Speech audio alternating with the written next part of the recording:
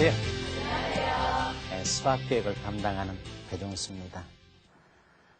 벌써 26째 마지막까지 달려왔습니다.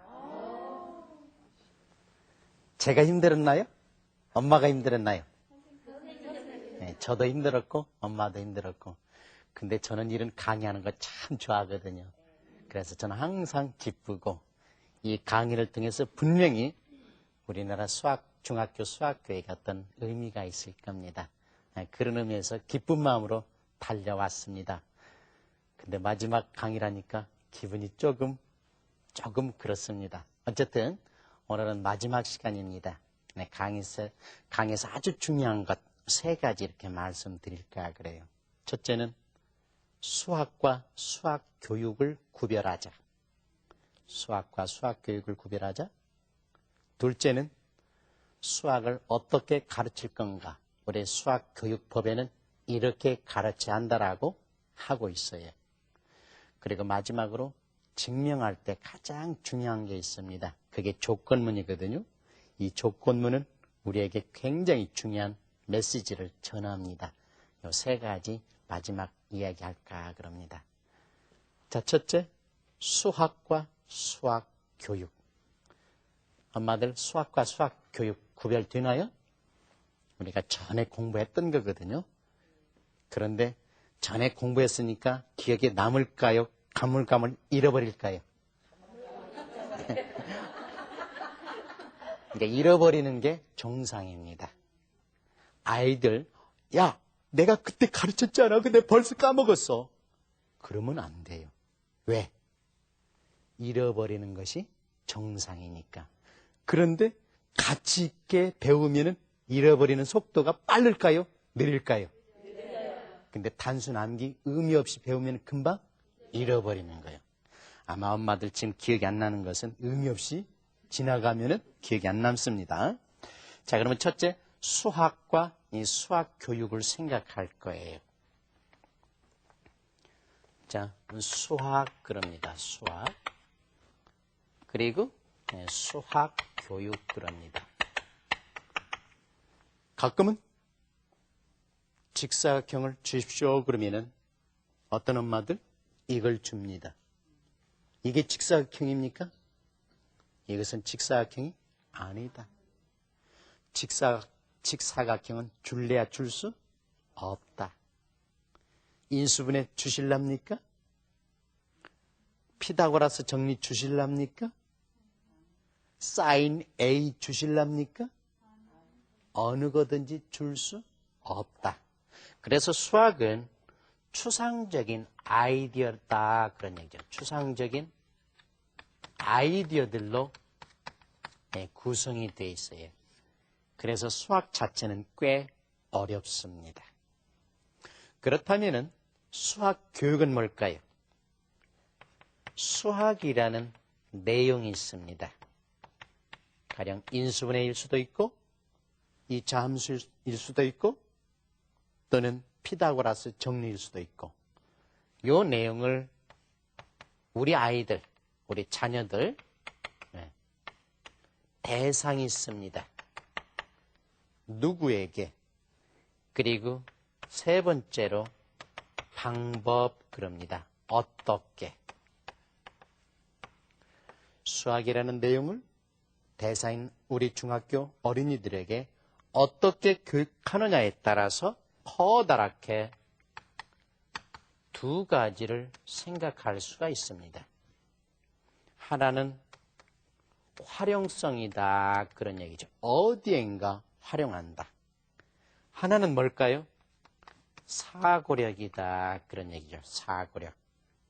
어디에 활용할까요? 생활에 활용, 그리고 학문의 기초로서 활용한다 그런 얘기죠. 하나는 뭐냐면은 논리적이고 창의적인 사고력을 기르는 데 있다 그런 얘기죠. 우리가 수학 시간을 통해서 이 2가지를 생각하지 않는다 그러면 그것은 수학이 아닙니다. 자, 첫째, 생활에 활용하거나 학문의 기초로서 활용한다라는 얘기죠. 예를 들어서 우리는 중학교에서 y는 2x 플러스 5x 플러스 3 그래요. 과연 이것을 어디에다 활용할 겁니까? 아니면은 2x 플러스 5x 플러스 3은 0 이런 2차 방정식이 있습니다. 이걸 도대체 어디에다 활용하느냐라는 얘기죠. 우리가 활용할 때는 어떤 남대문이나 동대문 시장에서 아주머니들이 활용하는 수학일 수도 있고, 또는 우리 방송국에서 PD 선생님들 또는 작가 선생님들이 나름대로 방송하면서 사용되는 어떤 수학일 수도 있고, 또는 엄마들이 어디에 가서 물건을 살 때 어떻게 하면 더 싸게, 더 값싸게 하고 여러 가지 조사하는 그 엄마들일 수도 있고, 어떤 데 가면은 연구소 같은 데서 조금 고급스러운 수학을 사용할 수도 있고, 또는 국방과학연구소 같은 데서는 상당히 국방을 위해서 첨단에 필요한 수학을 활용할 수도 있다, 그런 얘기죠. 따라서 초등학교, 중학교, 고등학교 수학은 적어도 아래로 보면은 남대문이나 동대문 시장에서 아줌마들이 사용하는 수학을 비롯해서 고차적으로 국방과학 그런 데에서 사용할 수 있는, 그러면 우리 아이들이 커서 어디에 무엇을 할까요? 아무도 모릅니다. 그래서 수학 초등학교, 중학교, 고등학교에서 배우는 것은 어느 것 하나 빠짐없이 반드시 활용이 됩니다. 만일에 무엇을 가르치면서도 그것이 실제 생활에 활용하는지를 모르면은 선생님 미안하지만 그 자리에 놔둬야 돼요. 엄마들 그거 모르면은 가르치는 걸 그만둬야 돼요. 학원 강사가 됐건 책의 저자가 됐건 그거 모르면은 그 자리 그만둬야 돼요. 반드시 생활에 필요합니다. 그 다음에 두 번째는 학문의 기초로서 아주 중요한 겁니다. 공부하는데 당장 필요합니다. 인수분해는 어디에다 당장 필요합니까? 제가 강의를 통해서 인수분해는 적어도 3군데 활용된다는 것을 말씀드렸습니다. 피타고라스 정리는 반드시 어디에 활용됐습니까? 지난 시간에 공부했던 삼각비는 피타고라스 정리를 모르면 절대로 생각할 수가 없습니다. 반드시 어딘가 활용이 된다, 그런 얘기죠. 우리는 가끔 수학을 통해서 논리성, 창의성을 또 이야기합니다. 예를 들어서 x좌승 플러스 3x 플러스 2는 0 그럽니다.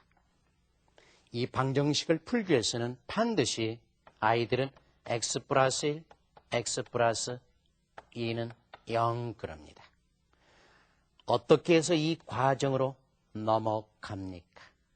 어떻게 해서 넘어갑니까? 이것은 x좌승 플러스 3x 플러스 2는 x 플러스 1, x 플러스 2라는 인수분해에 의해서 넘어갑니다. 그렇다면은 x 플러스 1은 0 또는 x 플러스 2는 0 그럽니다. 그렇다면 여기서 다음 단계로 왜 넘어갑니까? 여기서 왜 넘어갑니까? 항시 왜를 질문합니다. 왜 속에는 논리성이 들어있다, 그런 얘기죠. 논리성. 그 다음에는 내가 아는 것 여러 가지가 있었는데 그 다음에 단계는 어떻게 갈 건가? 아이들이 새로운 단계 하나를 배운 것을 총동원시켜서 찾아내는 것. 그것은 창의적인 사고다, 그런 얘기죠. 그래서 학생들이 무엇을 하든지 왜라는 질문을 통해서, 그리고 더 깊게 그가 뭔가 찾아가면서 하는 게 창의력이다, 그런 얘기죠. 문제를 암기하듯이 이건 이렇게 푼다라고 일사천리로 하는 것은 그건 수학도 아니고 수학 교육도 아닙니다. 수학 교육은 그래서 반드시 생활이나 학문의 기초로서 활용이 되고 논리적 창의적인 사고력을 기르는 것, 이게 수학 교육이다, 그런 얘기죠.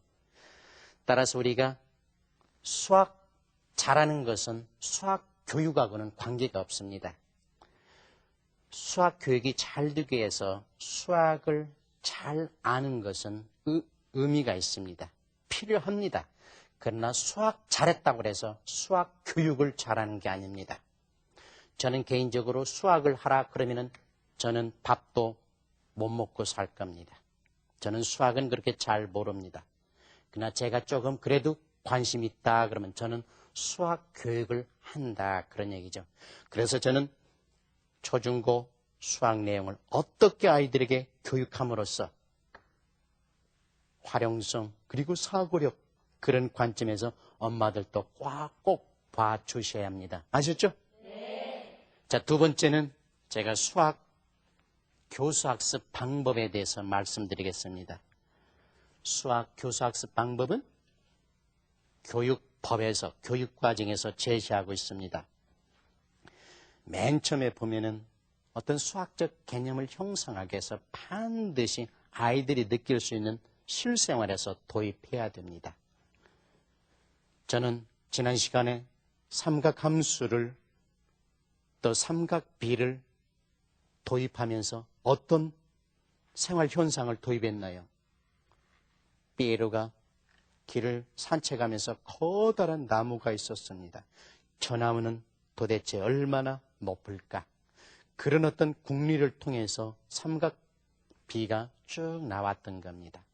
수학적인 개념을 하기 위해서는 반드시 우리 어린이들이 느낄 수 있는 현실에서 도입하라고 법은 그렇게 돼 있습니다. 그 다음에 반드시 구체적인 활동을 통해서 하도록 돼 있어요. 어떻게 합니까? 직접 가보는 겁니다.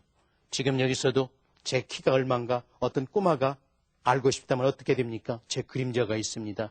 자기가 내 그림자 맞춰서 서보는 겁니다. 구체적으로 해보는 겁니다. 선생님, 키 얼마일까? 선생님이 자는 줄게? 아이가 고민하게 시키는 겁니다. 누가 활동하는 겁니까? 내가 가르쳐 주는 겁니까? 아이들이 스스로 발견하도록 하는 겁니까? 아이들이 스스로 발견하도록 법은 되어 있습니다. 어떤 원리 법칙을 선생님이 강제로 넣어준다? 아이들이 발견하게 한다. 아이들이 발견하도록 되어 있습니다. 법은 학생들이 경험과 욕구를 채워주도록 했습니다. 뭐 때문에 인수분해 배워야 합니까? 뭐 때문에 피타고라스 정리 배워야 합니까? 그 욕구를 채워주도록 법은 정해졌습니다. 요 한 7가지, 8가지는 대종수가 개인적으로 지어낸 거다. 대통령령으로 정해져 있는 교육법입니까? 교육법입니다. 법은 만인 앞에 평등합니다. 누구나 지켜야 합니다. 선생님도 지켜야 되고 나도 지켜야 되고 엄마들도 지켜야 되고 모든 선생님들 지켜야 하는 게 그게 뭡니까? 교육법이다 그래요. 또 하나 중요한 건 이야기하면은 열린 질문을 하도록 말하고 있어요. 열린 질문은 왜 그렇게 생각했습니까? 그게 열린 질문입니다. 예를 들어서 인수분해 방정식 풀어라. 그러면 아이가 풉니다. 꼭 질문합니다. 왜 그렇게 생각합니까? 무슨 말인지 알겠습니까? 네. 아주 쉬운 것. 45 빼기 19는 26입니다. 열린 질문 뭡니까? 왜 45 빼기 19는 26이라고 생각합니까? 왜 그렇게 생각합니까? 이건 배종수가 하는 얘기입니까? 교육법에 그렇게 하도록 명령하고 있나요? 교육법에 그렇게 하도록 명령하고 있습니다. 제가 지금 하는 방송은 공익방송입니다. 교육과정은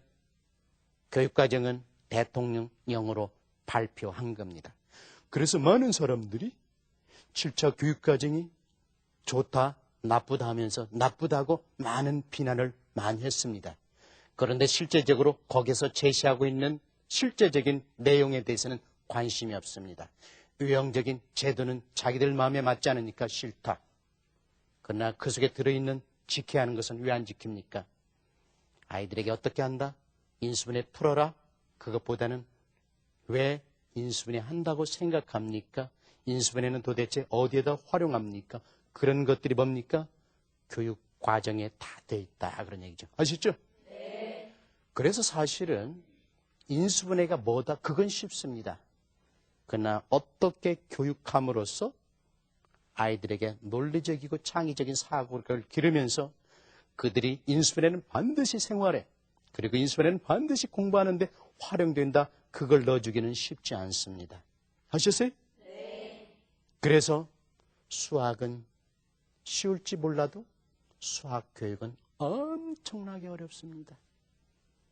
얼마나 많은 선생님들이 정말 아이들 잘 가르치려고 애를 씁니까? 제가 가지고 있는 핸드폰은요, 1년, 2년만 지나면 신제품으로 계속 나옵니다. 그러나 교육은 그게 아니죠.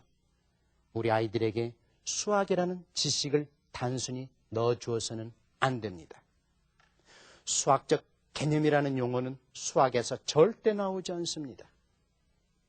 제가 1994년도 미국 1년 동안 교환교수하면서 많은 책 속에서 저 뒤에 인덱스 보면은 수학책에서 컨셉, 매스메티컬 컨셉 있는가 다 찾아봤습니다.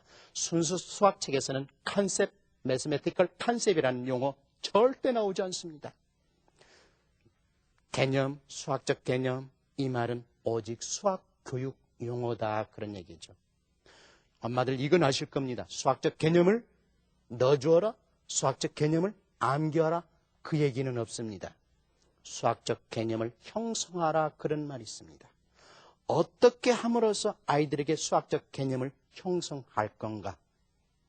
이것을 위해서 교육 과정에서는 교수 학습 방법으로 제시하고 있다, 그런 얘기죠. 아셨죠? 네. 막 너무 이야기해가지고 이해됐는지 모르는데 어쨌든 지금까지 했던 내용을 잠시 정리하고 또 다음 강의할게요. 진정한 수학은 학문의 기초로 혹은 생활 속에 활용이 가능한 학문으로서 아이들의 창의력과 논리력을 키워주는 중요한 과목인데요. 우리 아이들에게 수학을 제대로 가르치기 위해서는 어떤 노력이 필요할까요? 첫 번째, 우리 실생활 속에서 활용 가능한 것을 동원해 반드시 구체적인 활동을 통해 지도합니다. 두 번째, 완성된 수학 공식을 가르치지 말고 수학적인 개념을 동원해 공식이 왜 그렇게 도출되는지를 아이들 스스로 알아보도록 지도합니다. 마지막으로 수학을 통해 아이들의 창의력과 논리력을 향상시키기 위해서는 왜 그렇게 생각하는지, 왜 그런 답이 나왔는지 질문을 한 후 자유로운 답변이 나오도록 지도합니다. 잘 보셨나요? 네. 자, 이제 진짜 마지막. 수학에서 가장 중요한 것은 논리성, 창의성을 기르는데, 논리성, 창의성을 기를 때 가장 중요한 것은 증명입니다. 근데 증명할 때 또 가장 밑바닥이 되면서 기초가 되는 것은 조건문입니다. 그런데 조건문은 우리에게 주는 메시지가 너무 강합니다. 그래서 다시 한번 조건문 설명하고 조건문이 엄마들 저에게 주는 메시지가 무엇인지 한번 생각해 볼 겁니다. 자, 우리는 조건문 그러면은 P이면 Q 그럽니다. P라는 조건 아래서 Q라는 결과가 나오는 거죠. 자, 우리가 P와 Q라는 것을 생각할 때 둘 다 참일 수도 있고 참, 거짓, 거짓, 참, 거짓, 거짓 네 가지 생각할 수가 있습니다. 여기서 P라는 조건 그리고 Q라는 결과 그럽니다. 자, 기억나실려나 모르겠네. P도 참이고 Q도 참이면 참. 여기는 거짓, 참, 참 그래요. 그래도 떠듬떠듬 한다는 것은 자, 여기서 조건입니다. 제가 예를 하나 들 겁니다. 제가 참 잘했더니 상대방도 잘하더라. 좋나요? 네. 나는 잘했는데 상대방이 못합니다. 싫나요? 네. 네. 나는 못했는데 상대방은 잘하더라. 좋나요? 네. 나도 못했는데 상대방도 못하더라. 좋나요? 아니요. 자, 여러 가지로 해석이 가능합니다. 어쨌든 나도 잘하고 상대방도 잘했을 때는 참 좋습니다. 나는 잘했는데 상대방이 못했을 때는 슬퍼. 나는 못했음에도 불구하고 상대방은 잘한다. 어쨌든 좋은 현상입니다. 나도 못했는데 상대방도 못한다. 나쁘다고 할까요? 자연스럽다고 할까요? 나쁘다고 할 수가 없습니다. 그래서 좋아서 칭찬이 아니라 나쁘다고 할 수 없으니까 참이라고 하는 겁니다. 그렇다면 우리는 어떻게 해야 됩니까? 내가 못해야 됩니까? 나는 절대 나쁜 길로 가서는 안 됩니다. 내가 잘했을 때 너가 잘하면은 좋다. 너가 못했을 때는 마음이 아프다. 그래야 돼요. 나는 못하며 상대방이 잘하니까 기쁘다. 그것은 조금 IQ가 2자리 아래입니다. 오히려 창피한 줄 알아야 합니다. 나도 못하니까 너도 못한다. 좋다 하는 것은 정말 IQ 1자리입니다. 그렇죠? 네. 그렇다면 여기에서 주는 메시지가 뭡니까? 나는 엄마로서 나중에 며느리 맞이할 때 아니면 엄마로서 이 세상 떠날 때 어떻게 하랍니까? 얘들아, 엄마는 너희들 참 잘못했다. 너희들이 나중에 엄마가 됐을 때 정말 잘해다오. 많은 분들이 그렇게 하고 갑니다. 그래서 그것이 교훈이 되지 않습니다. 이 TV를 보시는 엄마들 꼭 이런 거 한번 생각해 보세요. 얘들아, 내 엄마로서 최대로 노력을 했다. 할 수만 있으면 너희들, 할 수만 있으면 나보다 더 노력해다오. 내 인생 절대 헛살지 않았다. 너희들은 나보다 더 정말 해다오. 그 말 할 수 있나요? 그 말 하기 위해서는 절대 아래로 가서는 안 됩니다. 아셨죠? 네. 이게 우리에게 주는 메시지입니다. 많은 선생님들이 정년퇴직하면서 후배 선생님들이요, 정말 잘했어. 내가 좀 더 열심히 했으면 오늘 떳떳할 텐데 내 못한 걸 당신들이 좀 다 해주어. 그 얘기는 누구나 합니다. 누구나 하기 때문에 그것은 우리에게 감명을 주지 못합니다. 후배 선생님들이요, 내 한 30년, 40년 열심히 했어. 여러분들은 적어도 나보다는 더 열심히 해줘. 그렇게 말할 수 있도록 우리 선생님들 어떻게 해야 됩니까? 그 마음 가지고 해야 합니다. 누구든지 후회는 합니다. 대학 4년 졸업생들이 어떻게 이야기합니까? 후배들이요, 나 4년 동안 너무나도 술도 먹고 담배도 피고 시간 많이 낭비했다. 내가 4학년 졸업하니까 너무 후회가 된다. 너희들 제발 그러지 마. 그 얘기는 누구나 하는 겁니다. 후배들은 그 얘기 너무 많이 들어서 의례적으로 하는 이 얘기로 듣고 맙니다. 그런데 어떤 후배가, 어떤 선배님이 후배에게, 얘들아, 나 4년 동안 정말 열심히 했다. 다른 애들 술 먹을 때 나 술 안 먹고, 다른 아이들 MT 갈 때 나는 잠깐 MT 갔다 하더라도 정말 뭔가 했다. 너희들은 나보다 더 열심히 해다. 그 얘기할 수 있는 것, 이 조건문이 우리에게 주는 메시지다. 그런 거죠. 아셨죠? 네. 우리는 가끔 나는 참 잘했는데 상대방이 못했을 때 이제 용서의 기쁨 생각해 볼 거예요. 나는 잘했는데 상대방이 잘할 때는 용서해 줄 게 있어요, 없어요? 용서해 줄 게 없어요. 나도 잘하고 상대방도 잘했는데 용서해 줄 게 없어. 그러니까 내가 잘하니까 그도 잘하니까 당연한 거예요. 나는 잘했는데 상대방 못했어? 용서해 준 거예요. 제일로 기쁩니다. 나는 못했는데 어떻게 용서해 줍니까? 나도 못하고 상대방도 못했는데 뭘 내가 용서할 게 있습니까?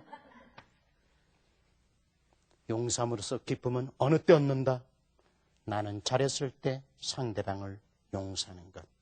저는 우리 사회가 나는 잘했다 하더라도 상대방이 못했을 때 용서함으로써 받는 기쁨 간직하기를 희망합니다. 저는 개인적으로 전에는 막 화났거든요. 상대방이 못하면은. 지금은 가끔 그래요. 언제나 그러진 않지만은 이 찬스는 내가 또다시 기쁨을 만끽할 때다. 그래서 우리 학생들 진심으로 용서합니다. 그때 되면 아이들도 대학생들 막 울고 저도 막 울 때가 있어요.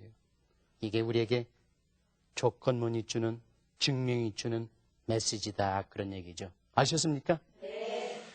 자, 정말 많이 왔습니다. 강의를 마치면서 몇 가지 생각해 봅니다.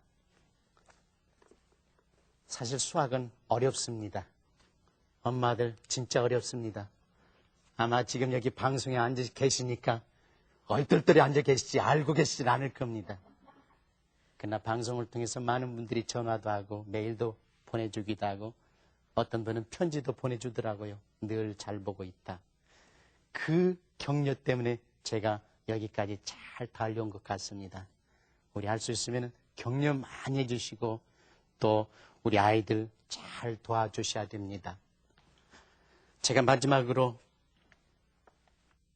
교육을 떠나서 일반적으로 일반적으로 부모들이 자녀 어떻게 볼 건가? 농부는 벽시가 있습니다. 양식으로 볼까요? 씨앗으로 볼까요?